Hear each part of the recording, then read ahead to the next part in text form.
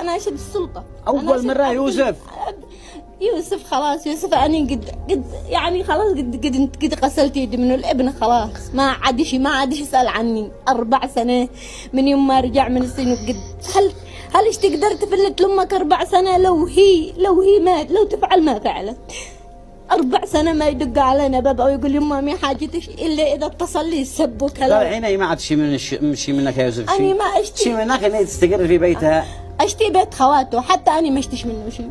يعني بيجي وقدر شو ضاع الرجولة والمبادئ، ضاع المكارم والشيم والطاعة، ضاعه بدنيا فانية قطاعه في ابن يرمي أسرته بالشارع، يرمي خواته واخوته برا البيت، وام الذي كم تعبت كم ربيت. ايش السبب يا آحني كم حنيت؟ من السبب زوجه لأجله طايع، يشتي يسلي زوجته ما فكر بقيمة أمه. من إلهي أنذر زوجه يفضلها على أمه، واختر واصبح من الأسرة وأمه قانع.